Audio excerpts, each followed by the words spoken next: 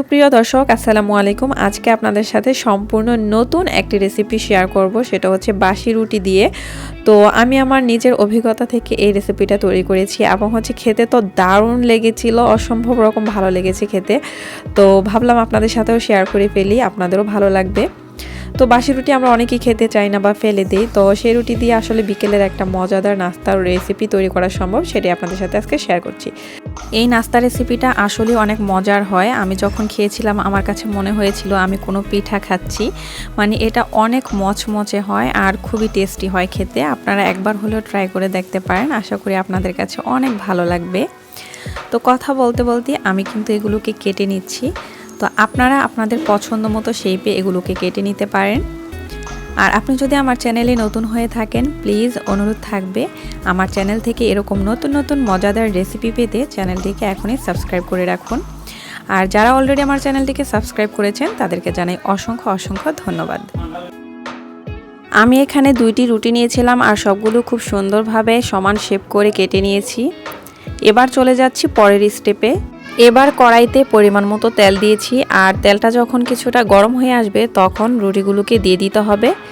যতক্ষণ না পর্যন্ত গোল্ডেন ব্রাউন কালার আসছে আমি এগুলোকে ভেজে নিব।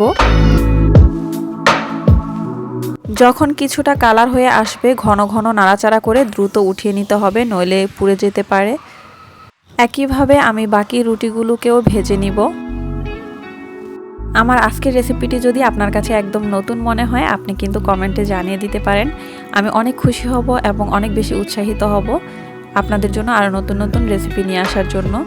আর ভালো লাগলে অবশ্যই একটি লাইক তো করা যেতেই পারে।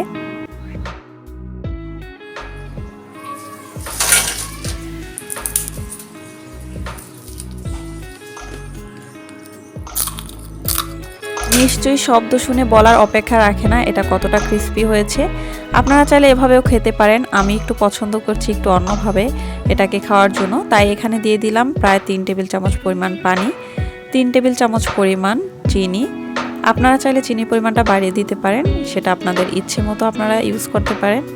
তারপরে এখানে একটা এলাচ দিয়ে দিয়েছি। এবার অনবরত এগুলোকে নাড়তে হবে। যখন একটু আঠালো হয়ে আসবে তখন দিয়ে দিতে হবে আমাদের ভেজে রাখা রুটিগুলোকে। এ পর্যায়ে আমি চুলাটাকে বন্ধ করে দিব এবং খুব দ্রুত এগুলোকে নেড়ে চেড়ে চুলা থেকে নামিয়ে নিচ্ছি। এটা দেখতে যেমন লোভনীয়, খেতেও কিন্তু দারুণ হয়। তো আমি এখন ডেকোরেশনের জন্য এটাকে সাদা তিল দিয়ে কোট করে নিব। তিল কিন্তু ঔষধি গুণসম্পন্ন একটি খাবার, তাই যে কোনো খাবারের সাথে এটা খেতে পারলে অনেক উপকার হয়। তো ডেকোরেশনের জন্য আমি তিলটা এখানে ইউজ করেছি। এটা দেখতে অনেক বেশি ভালো লাগে আর হচ্ছে খেতেও তো দারুণ লাগে।